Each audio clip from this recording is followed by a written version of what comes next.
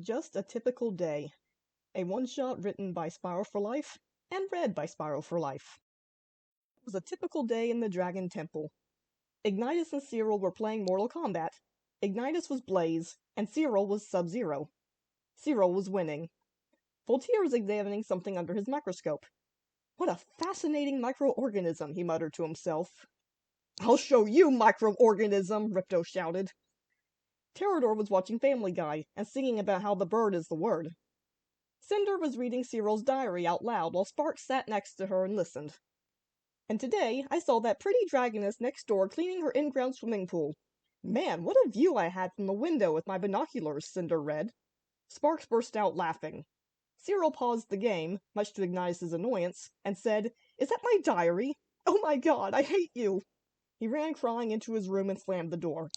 After a second, Sparks smiled and said, Keep reading. Cinder flipped to the next entry. Spyro was working on his nuclear bomb. You're going to get what's coming to you, Canada. With your Canadian bacon that's really ham. I wasted $10 on that crap. Ignitus grabbed Cyril's controller and unpaused the game, and had much fun wailing on the now helpless Sub-Zero. Suddenly, Sub-Zero grabbed his neck and cracked it, falling to the ground. Harakiri, the game announced triumphantly. Ignitus stared dumbfoundedly at the screen. But video game characters can't just do stuff on their own. They need a player. Blaze looked at him from inside the TV. Actually, we can. But don't tell anyone or I'll blow your fucking head off, got it? Ignitus screamed, unplugged the TV, controller, and PlayStation, then huddled in the corner in a fetal position. Voltaire sighed and lowered his clipboard. This organism is absolutely useless to all scientific fields. Physics, medicine, weapons. Oh well. Better dispose of it in the incinerator. Ripto gasped. Wait, what? I'm done, Spyro shouted. He launched the bomb, completely destroying Canada. The only survivors were Terrence, Philip, and of course, Saddam Hussein. Ripto managed to escape in the chaos. There was a knock on the door. Voltaire opened it. Oh, hi, Red. Ready! Ignitus ran and jumped into Red's arms. Ah, get off me, you fat red idiot. Red threw him against a wall. He loves me, Ignitus said happily. Red crossed his arms. Would someone mind explaining to me why Canada was suddenly destroyed in a nuclear explosion, and the only evidence is a fragment of nuke that says, if found, please return to Spyro the Purple Dragon, Dragon Temple, Manhattan? Spyro laughed nervously. Oh, that must be my evil twin up to no good again. You can't prove anything. He locked himself in his nuclear bunker, with combination locks, number locks, and chains. Then he hung a pine-shaped air freshener on the handle. Ah, air fresheners make everything so much better. They looked outside and saw a black limousine pull up. Someone they couldn't see announced, and now arriving, the President of the United States. There was clapping, and a bunch of Secret Service guys jumped out. Then the man himself, Obama, stepped out of the car. OMG! Obama! Ignitus shouted, waving his arms around. I voted for you! I voted for you! I voted for McCain, Pterodor muttered. Cyril ran out of his room, still holding the Barbie and Ken dolls he was playing with. It's the President! Yay! Obama bowed and said, I have good news and bad news. The good news is, Canada is completely destroyed. Everyone cheered. The bad news is, Saddam Hussein has escaped and is now declaring World War V. It's so big it skips 3 and 4. So what does this have to do with us, Mr. Fancy Tidy Whities? Cyril asked. I understand your little friend Spyro has a large collection of weapons, Obama said. Everyone looked at each other. I've never seen weapons, Ignitus muttered. I have, Cinder shouted. He was working on a nuke this morning, remember? And he has an AK-47 under his bed in case of a rainy day. And he carries grenades in his cheeks. Exactly, Obama said. So where is he? He's in the nuclear bunker, Pterodor said. Do you want me to? No, there are people to do these things for us. Get 'em, boys!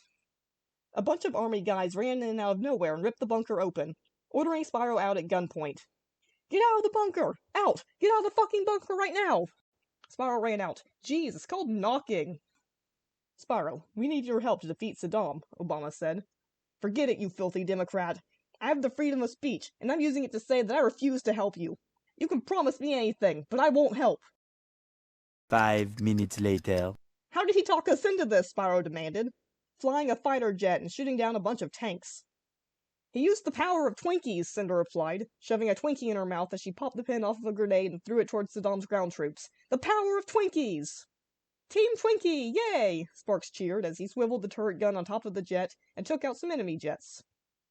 The Americans shall perish, Saddam was yelling. The grenade hit him in the head and he picked it up. Look at the cute little silver pineapple. Look, General, it's ticking. That's a grenade, you idiot, Malfoy yelled. Throw it back! Throw it back! Saddam threw it as hard as he could. In some mountains somewhere. Finally, my mountain cabin is complete. I can get away from those idiots at the temple and all their shenanigans, Red said, looking at his log cabin. The grenade fell into his paws. Hey, look, a silver pineapple. It's ticking. I'm going to name it Silvery Tickapple. Boom. Red dropped the remains of Silvery Tickapple and sighed at the sight of his cabin lying in ruins. Well, I guess I gotta move back in next to the fat red idiot. Back at the battlegrounds, the remaining survivors faced off. On one side, the side of evil. Saddam, Malfoy, Hitler, and Jay Leno. On the side of good, standing in front of their wrecked jet, was Spyro, Cinder, Sparks, and also Terrador, since we all know Terrador's the only Guardian that isn't a complete coward. What cool effects, Cyril exclaimed, who was watching the fight on TV about 100 miles away with the other Guardians. The jet exploded. For some reason, thunder boomed. There can only be one great nation, Saddam said. Yeah, and it'll be America, Spyro growled. Everyone, get behind me! Cinder, Sparks, and Terrador flung themselves onto the ground. Spyro pulled a minigun out of nowhere. Where did that come from? Sparks whispered. I don't think you want to know, Cinder whispered back. Eat lead! Spyro screamed, shooting the gun for a straight minute. Then he frowned and lowered it. Huh. Apparently Malfoy can eat lead. Well, guys, we're screwed. We're not screwed yet, Sparks suddenly shouted. I ate beans this morning. Holy crap! Not beans! Jay Leno dialed up an Italian guy in a souped-up taxi. Get me out of here. He jumped in the car and it tore away with nitrous blasting. I'm so out of here. Hitler took out his cell phone. Ava, come and get me. His wife flew over in a blimp.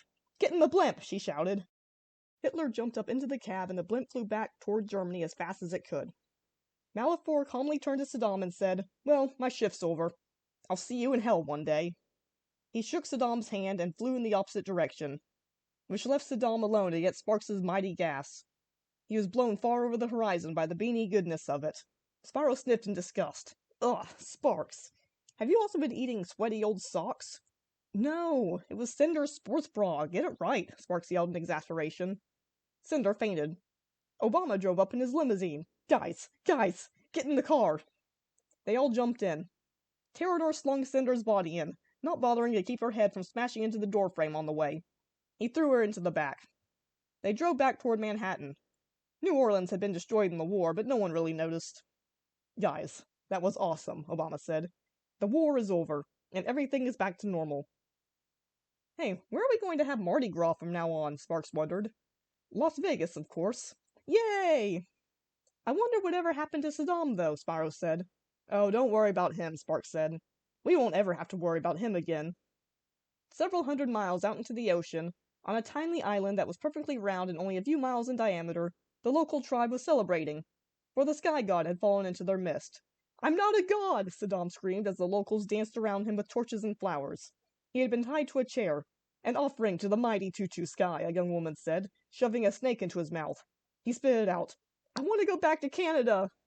Another person approached, holding out a poisonous dart frog.